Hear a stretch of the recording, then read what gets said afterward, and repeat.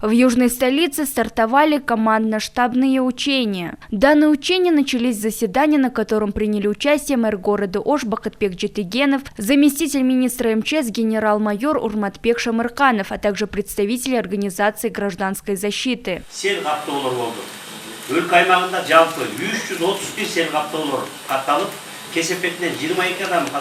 Учения продлятся с 18 по 20 сентября. Основной целью их проведения является повышение уровня подготовки, выполнение аварийно-спасательных и других неотложных мероприятий при возникновении чрезвычайной ситуации, а также накопление опыта. Учения пройдут в несколько этапов. Мы дали задание уже всем представителям гражданской защиты, где и с каким баллом пройдет землетрясение. На первом этапе мы будем смотреть на оперативность сотрудников, когда они получат информацию о землетрясении. А на втором этапе будем смотреть, как на практике они будут выполнять свои обязанности. А также будем следить за тем, как они работают в команде. Данные учения очень важны для укрепления профессионализма наших сотрудников. Подобные масштабные учения проходят раз в 3 года, и в конце таких учений награждают лучших сотрудников гражданской защиты. А по словам представителей гражданской защиты, командно-штабные учения помогают укреплять их профессионализм.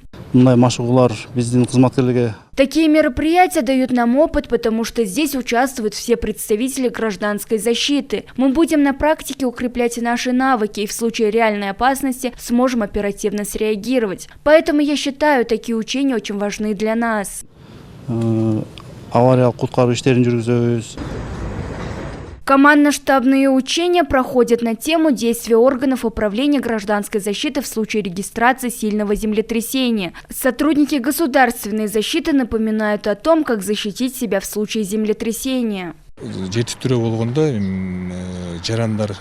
первую очередь, при условиях землетрясения не паникуйте. Залезьте под кровать или стол, они защитят вас от падающих предметов и обломков. Держитесь подальше от окон и тяжелой мебели. Быстро выйдите из здания, взяв документы, деньги и предметы первой необходимости. Оказавшись на улице, оставайтесь там, но не стойте вблизи зданий, а перейдите на открытое пространство.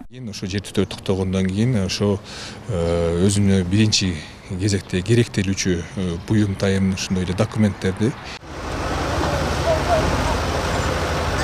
Отметим, что с начала 2024 года на территории Ошской области зарегистрировано 31 землетрясение магнитудой до 2-3 баллов. Пострадавших не было. Нагима Бакаева, Уран Надишев, ЛТР, город Ош.